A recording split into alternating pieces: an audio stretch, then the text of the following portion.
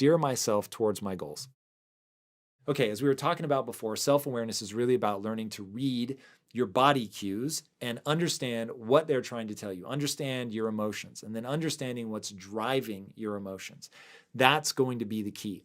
Now, a big thing that you can do in terms of figuring out how to take control of your path and steer yourself towards your goals is getting really good at goal setting, making sure that you use the process of building desire to figure out how to increase your desire for something, because steering yourself towards your goals is really about wanting something so badly that you're willing to try over and over and over again in order to make progress. Because the reality is, as Winston Churchill said, success is the ability to go from failure to failure to failure without a loss of enthusiasm. Now, that requires that you really want something, that you're able to read yourself to know if you want that thing badly enough that you're going to stick with it, because if you don't, one of two things is true. Thing number one, either you've chosen the wrong thing, but a lot of people use that excuse over and over and over. As Angela Duckworth says in her book, Grit, if you find yourself doing that 3 times or more, odds are you have a grit problem, you have a tenacity problem. You're not sticking with it. You're not pushing through the boredom and the pain, which are inevitable if you want to get good enough to be extraordinary at something. So we need to set these goals that meet 2 criteria. They are exciting to you. You want them very badly. You've invested time and energy into wanting that thing.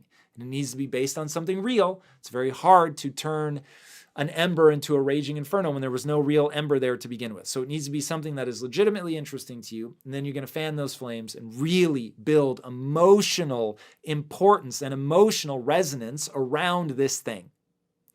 Then the second part of any goal, it should be honorable, meaning that pursuing it is going to allow you to serve not only yourself, but other people.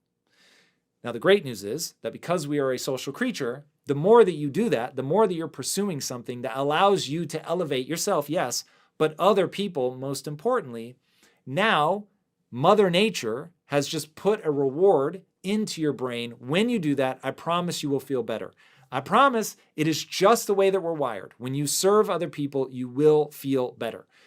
Serve other people and you will feel better. Now, it doesn't mean that you have to be Mother Teresa and that you can't be doing things for yourself. Again, the goal should be exciting and honorable. But once you're doing something that you really care about and you are acquiring a set of skills that matter to you, that you just want to get good at, but they are very much on purpose, allowing you to help other people, now all of a sudden you get in this feedback loop of the more you engage, the harder you work, the more skill set you get. This really becomes a passion, because a part of passion, in fact, I don't believe something becomes a passion unless it's reciprocated by the people that you serve.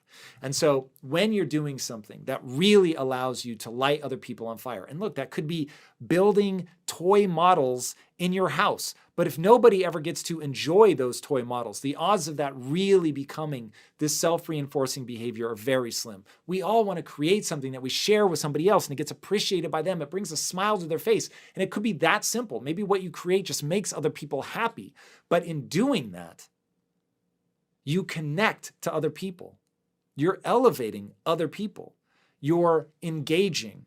You're being a social creature. You're contributing to the group. And in contributing to the group, now it can become a passion because you're getting the feedback that you need to go back and do all the boring, painful stuff that true mastery requires.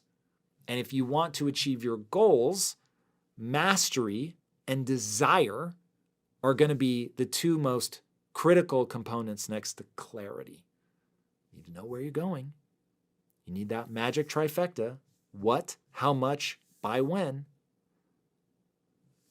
But beyond that, if it's exciting and honorable and you're helping other people and you're getting that feedback from the crowd and you're pushing through the boredom and the pain to gain mastery, to allow yourself to serve in a meaningful way, everything else begins to click into place.